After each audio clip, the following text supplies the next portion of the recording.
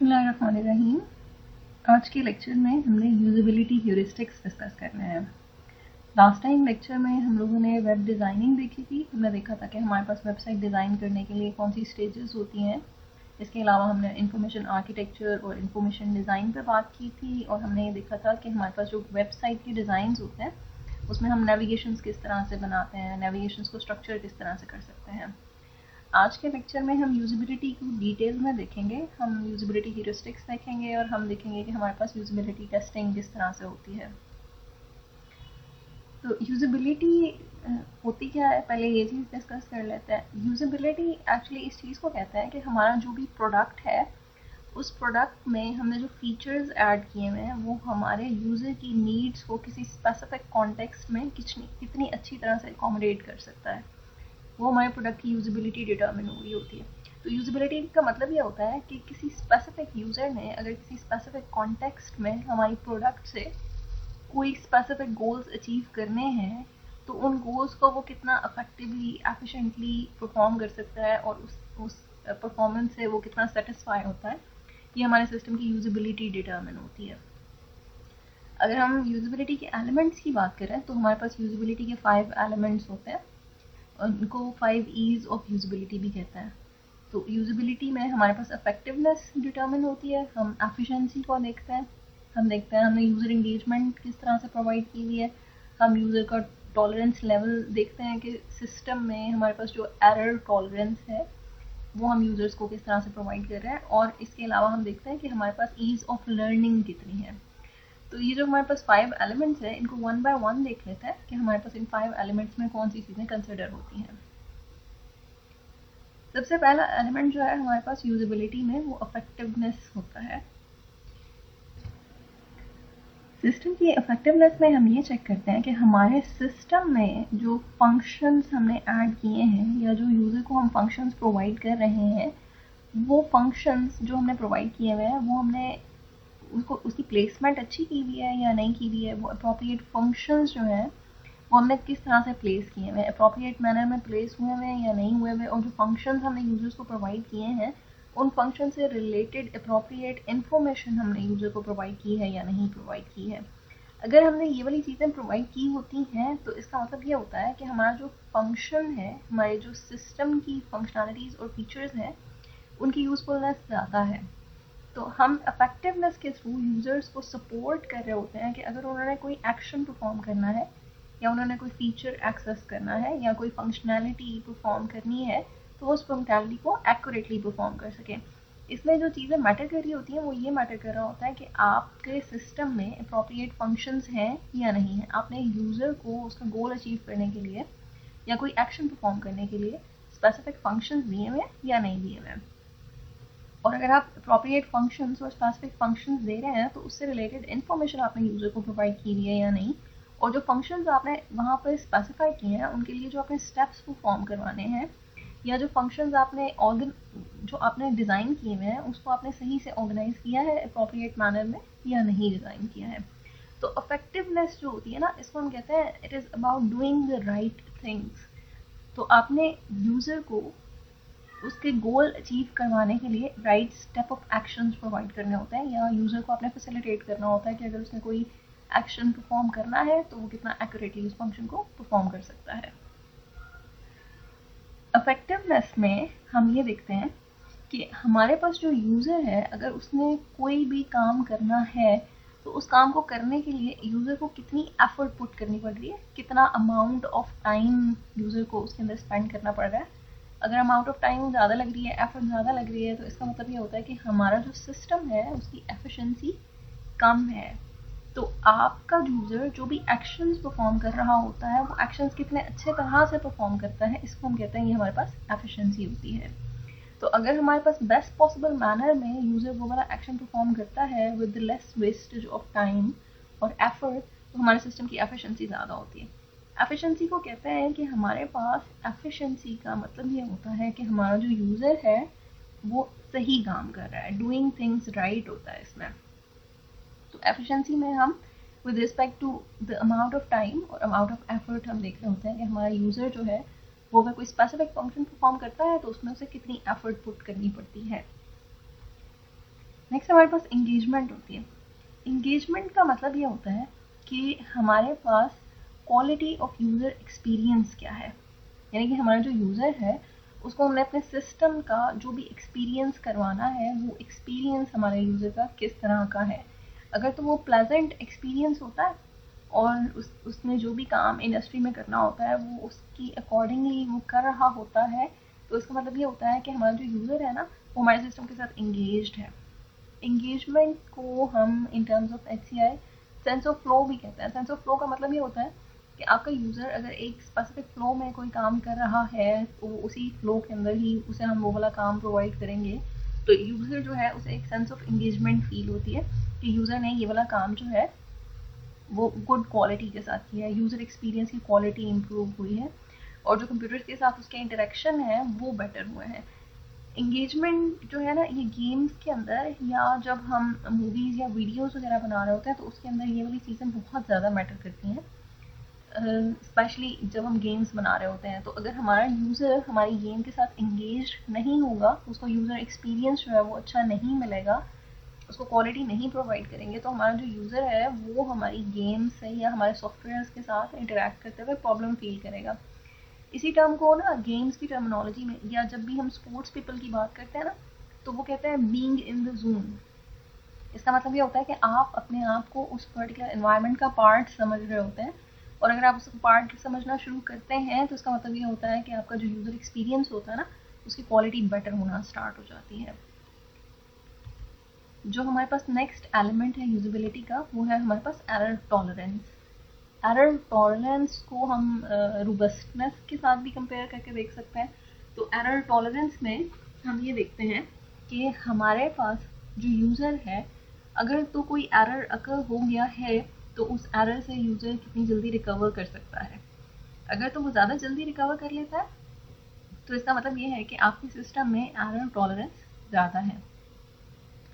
Error tolerance को हम achieve ऐसे कर सकते हैं कि हम फाइंड आउट करते हैं कि हमारे पास जो यूज़र्स हैं वो किस तरह के एरर्स परफॉर्म कर सकते हैं। जैसे टू इज़ ह्यूमन होता है ना, आपको ह्यूमन बीइंग से एक्सपेक्ट करना चाहिए कि वो एरर्स परफॉर्म कर सकते हैं।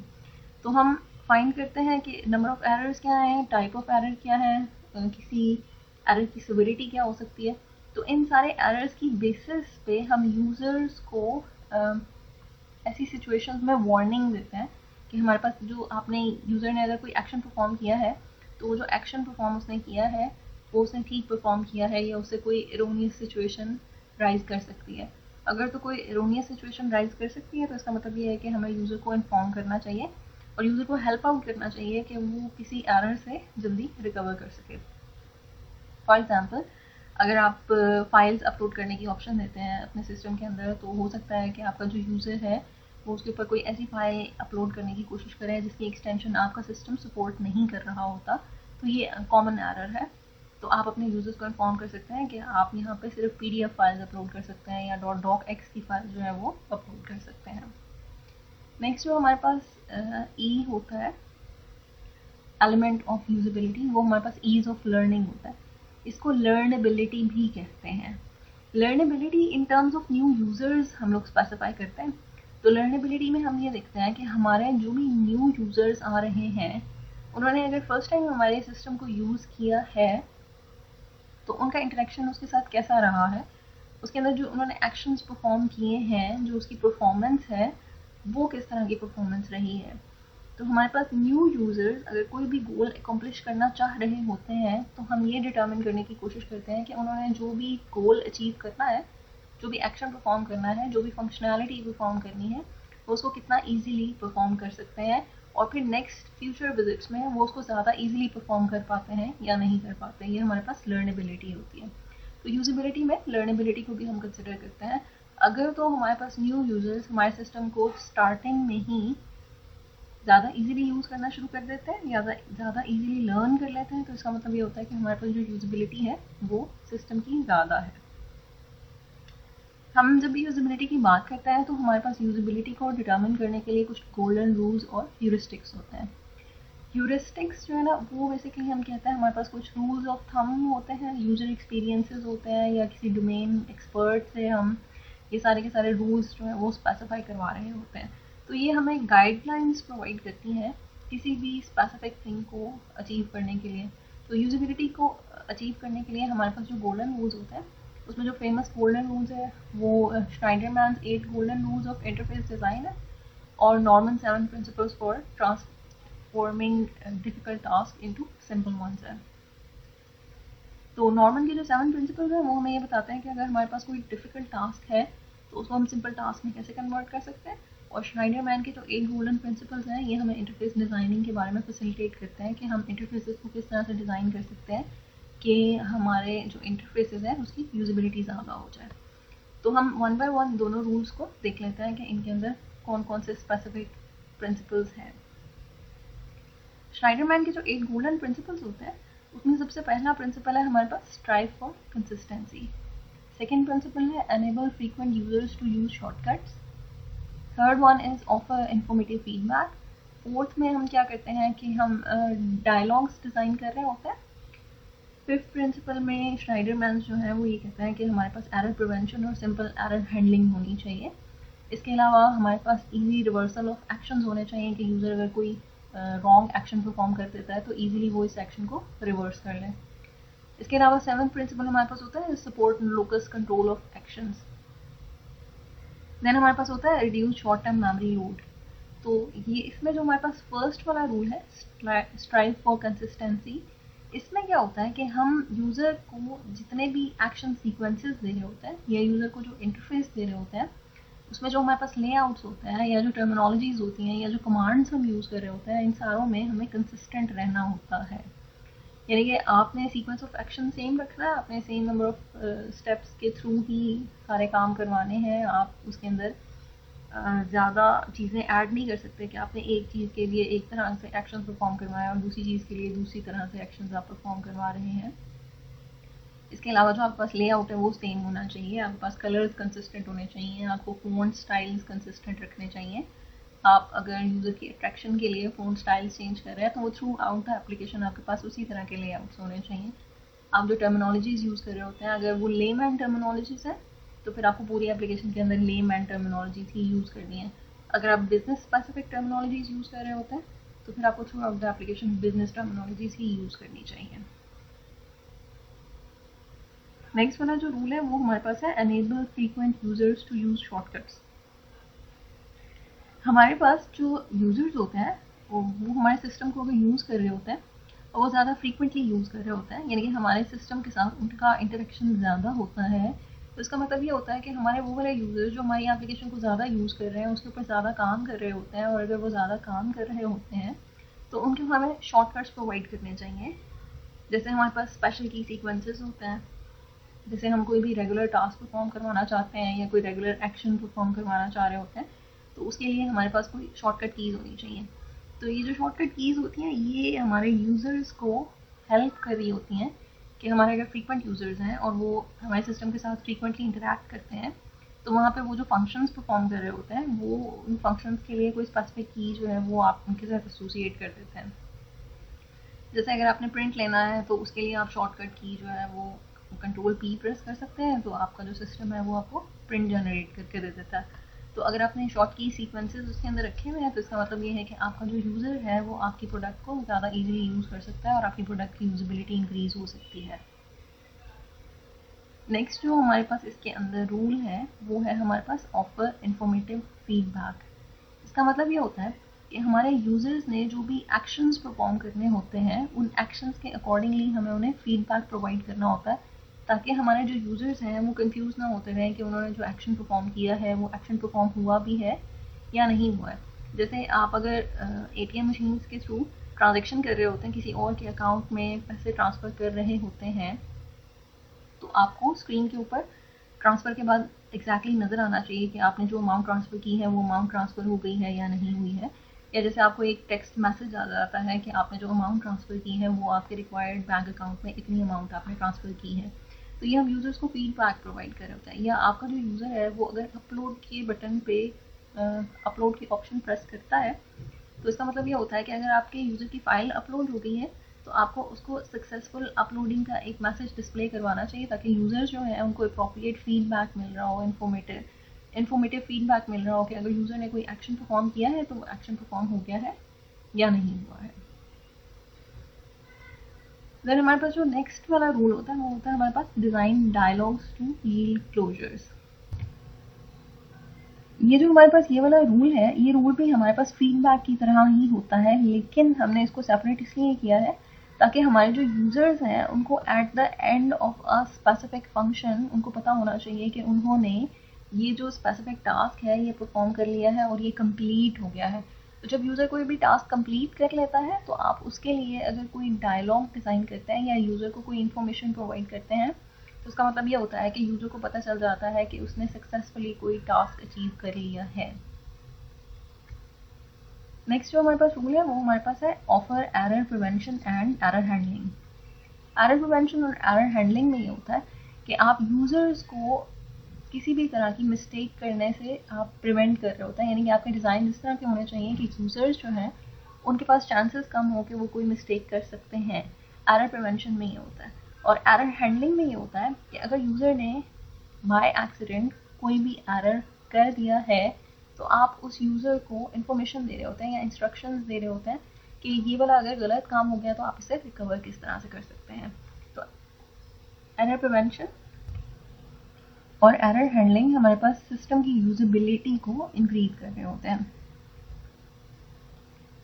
हमारे पास जो नेक्स्ट वाला इसमें रूल होता है वो रूल होता है permit easy reversal of actions.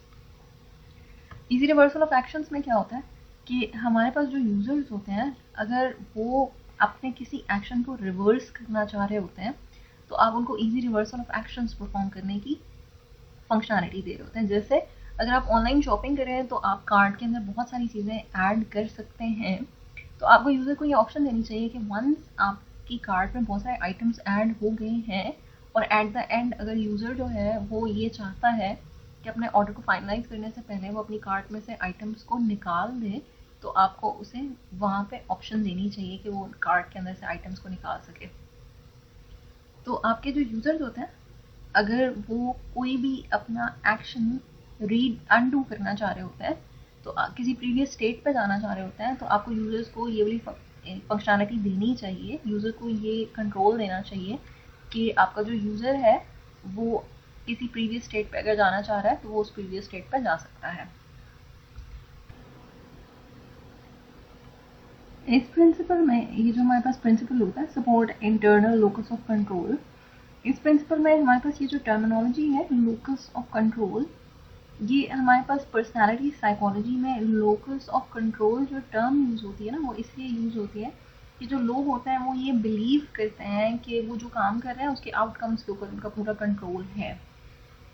तो हमने सिस्टम्स के अंदर यूज़र्स को इम्प्रेशन ये देना होता है कि जो यूज़र हैं वो अपने सिस्टम का कंट्रोल जो है उनके पास ही है। मतलब ये है कि यूज़र्स जो होते हैं उनके एक्शंस को सिस्टम को रिस्पॉन्ड करना चाहिए। तो यूज़र्स जो हैं उनको हमें इस तरह से अपने सिस्टम के अंदर इंट्रोड्यूस करवाना चाहिए, यूज़र्स हमारे पास इनिशिएटर्स ऑफ एक्शंस होने चाहिए रादर देन कि हम उन्हें रिस्पोंडेंट्स रखें। तो हमारे पास सिस्टम रिस्पोंडेंट होना चाहिए, सिस्टम के अंदर जो भी एक्शंस हैं उनके इनिशिएटर्स जो हैं वो यूज़र्स होने चाहिए। फॉर एग्जांपल अगर आपके पास कोई ऐसी एप्लीकेशन है जिसके अंदर आप इवेंट स्टोर करवा रहे हैं तो आप यूज़र से ऑप्शन ले सकते हैं कि यूज़र जो है वो कोई कैलेंडर के अंदर ये वाली चीज़ नोटिफाई करना चाह रहे हैं और उस नोटिफिकेशन के अगेंस्ट आप उसे किसी किस्म के कोई भी नोटिफिकेशन जनरेट करके देंगे या नहीं करके देंगे। जैसे आप अगर यूज़र को ये कहते हैं कि उसने अगर एक कोर्स रजिस्टर करवा लिया है तो आप उस कोर्स की फ़ी के मुतालिक उससे पूछ सकते हैं कि अच्छा जब आपने इस कोर्स की फ़ी पे करनी होगी तो आप ये वाला इवेंट जो है वो कैलेंडर के अंदर ऐड करना चाह रहे हैं या नहीं करना चाह रहे हैं। तो अगर यूज़र कहता है कि ये वाला कैलेंडर के अंदर इवेंट ऐड कर दें तो आप उसको इवेंट ऐड कर दें और फिर आप यूज़र ये भी पूछ लें कि आप इसके अगेंस्ट कोई अलार्म जनरेट करवाना चाह रहे हैं या नहीं करवाना चाह रहे हैं। अगर यूज़र कहता है कि मुझे अलार्म जनरेट करवाना है तो आप उसको अलार्म जनरेट करवा दें। इसके अगेंस्ट आपका जो सिस्टम है वो यूज़र को सिर्फ तभी प्रॉम्प्ट करे, तभी इन्फॉर्म करे जब आपका यूज़र्स चाह रहा है। तो आपके सिस्टम्स को यूज़र को प्रॉम्प्ट्स नहीं जनरेट करके देने चाहिए अनलेस कि आपका यूज़र उस चीज़ की डिमांड ना कर रहा हो। आपको इंटरप्ट्स नहीं प्रोवाइड करने चाहिए। यूज़र जो एक्शन जिस तरह से परफॉर्म करना चाह रहा है, आपको उसको वो एक्शन उसके कॉन्सेंट के साथ परफॉर्म करने देने चाहिए। तो आप यूज़र्स को ये इंप्रेशन दे रहे होते हैं कि यूज़र अपने सिस्टम को खुद से कंट्रोल कर रहा है, उसके अंदर जो एक्शंस जनरेट करवा रहे हैं वो यूज़र की मर्जी से हो रहे हैं, और यूज़र जो है वो इनिशिएटर ऑफ एक्शंस है rather than the respondent of the actions. हमारे पास जो नेक्स्ट रूल है वो हमारे पास है reduce short term memory load. Short term memory load जो है उसको हमें सिस्टम के अंदर रिड्यूस करना चाहिए। तो हम यूज़र की शॉर्ट टर्म मेमोरी के ऊपर लोड जो है वो कम कर रहे होते हैं।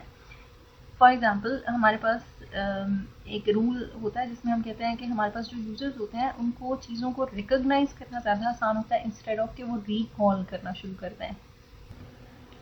आप यूज़र्स को हेल्प आउट करने के लिए स्टैंडर्ड आइकन्स यूज़ कर सकते हैं, आप सिंपल डिस्प्लेस दे सकते हैं, आप यूज़र्स को टाइम प्रोवाइड कर सकते हैं कि वो एक्शन सीक्वेंसेस को लर्न कर ले, सिस्टम को लर्न करे, एंड देन उसके बाद कुछ एक्शन जो है वो परफॉर्म कर रहा हो। या जैसे आपसे रिसेंटली व्यूड आइटम्स की लिस्ट दे सकते हैं। तो आप यूज़र की शॉर्ट टर्म मेमोरी पे लोड को कम कर रहे होते हैं। यूज़र को जितना ज़्यादा सोचना पड़ेगा उतना ही आपके सिस्टम की यूजेबिलिटी कम होना स्टार्ट हो जाएगी।